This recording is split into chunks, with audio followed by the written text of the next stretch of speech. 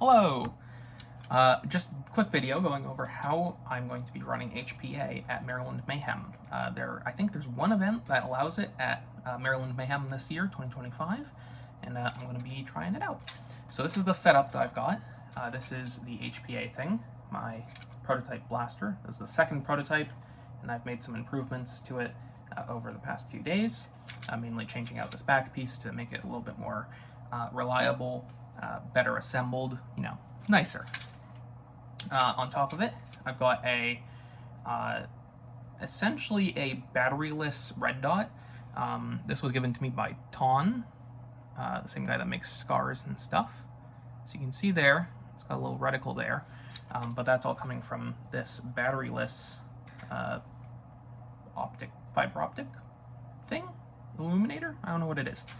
And then he's made this sort of 3D printed mount for it with adjustment knobs and stuff to get it onto the blaster very nicely. So I've got that on here. I've got a worker foregrip, worker scar. Of course, this is a Cosmic Nomad HPA core. This is a V1 Cosmic Nomad from the first batch, so it's tubed up to the firing mechanism a little bit differently than a newer one will be when those release. And then coming out the back of the blaster, of course, this is the air line that goes down into the back of the blaster. And then down here, I've got the air and battery supply, both hooked up to quick detachable thingies. So, and this is sort of duct taped together to keep the air line and the battery lead together. And I have in the mail coming a 1-inch sort of the same material as is around this. It's like a mesh cable routing thing that you kind of push together to make it wider and then pull it taut, and it shrink wraps essentially to the tubing. I've got a 1-inch wide version of that coming, which I'm going to stick both the air line and the battery line in the same wire routing thing to keep it all together.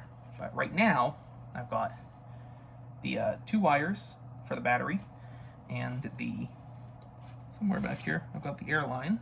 Here it is. So that's where air is going to be spitting out. And then on the blaster itself, I've got an XT60 connector there, and a little coupler push connect thing. So when I want to use the blaster, I will grab the hose and connect up the hose, like so. And I'll grab the XT60 connector, which is somewhere back here. There it is. I'll plug that in. And right now these are 2 separate thingies, but when comes time to game, hopefully these will all be connected together in one big tube, essentially. And then that all connects up to this here backpack, oh yeah, which has my HPA bottle and the battery for the battery operated solenoid thing, the pneumatic valve, that's what it is. So we got that in there. Taking off the backpack. This is a very lightweight backpack, just like a hiking backpack or something like that, sprinting backpack, something like that. And this has a water bottle, like a camel pack sort of thing, like with the water tube that comes up to your mouth to drink out of, that has this topmost pocket dedicated to that, and I have repurposed it to hold my HPA bottle, which I'm probably not going to be able to show you very easily without taking it out, but you can see that I've got the pneumatic tube and the wires coming out of where that little drinking straw would normally come out of in the backpack, in this top sort of hole there where I can stick my finger through and say hello. And then, yeah, so in there, I'm going to disconnect this so I don't accidentally pull the blaster off of the chair that I have it set on, because I don't want to drop it on the floor. Alright, so now we've got these disconnected. This in here has the on and off valve for the air. So if I wanted to turn off the air temporarily, switch that like that. And if I wanted to turn it on, switch that like that. And then in here, we've got the battery setup, which is this guy right here. You can see I've got a disconnectable XT30 on that sort of extension wire which connects the blaster to the battery, so I've got that off. And then the battery itself, I'm using a Milwaukee drill battery because I have a bunch of them, and they run at the correct voltage for this. So I've got a thingy from Amazon, which is usually used for like Power Wheels, like children's car toy things that you ride on. I've got one of those kits here. It came with a, I think this is a 5 amp fuse? 30 amp fuse. It comes with a 30 amp fuse on a little carrier thing inline fuse. And it's got its own on and off thing for the battery. And then of course that is all just connected up to an XT60 connector to connect it up to the blaster. And then you would just slap the battery in there. When you're not using it, you turn it off like that. Nice big beefy switch where it won't get accidentally turned on and off in the backpack. And yeah, that's the battery. And then the HPA, I've got this thingy, so you saw the on and off valve, and I've got a regulator. I got this regulator secondhand from Roboman. I think this is a Wolverine something regulator. I'll put the name of this in the video description. Got this secondhand. I don't think that they make this exact one anymore, but they have like a newer version that they're selling. Whatever it is. This is essentially a regulator, and I have it set to spit out 100 psi. Do I have it set to one? I think I have it set to 100 psi. I'll put that in the video description as well, whatever psi I have it set to. It's either 100 or 150. I think it's 100. Anyway, I've got that set up to the regulator, and then that just has a hose coming off of it, which connects to the on and off thing, and then to the blaster. So this bit here threads onto, in here, the last thing in the backpack, the HPA bottle. So putting that all down, this is the HPA bottle that I've got. Very nice. This should hold quite a bit of air in it for the game. This should be very nice. The thing is that I don't want to fly with this because it's a big pain in the butt. Like, you need to fully empty it, check it somehow with the TSA, and then refill it once you get to the event. I'm not going to do that because that sounds like a pain. So what I'm actually going to do is I'm going to find someone in Maryland Club that has a bottle that I can borrow and give them like $5 to pay for the air, and I'll use that while I'm there and then hand it back to them when I'm done with it. But this is the one I have here in Maine before I fly down to Maryland. Nice big bottle.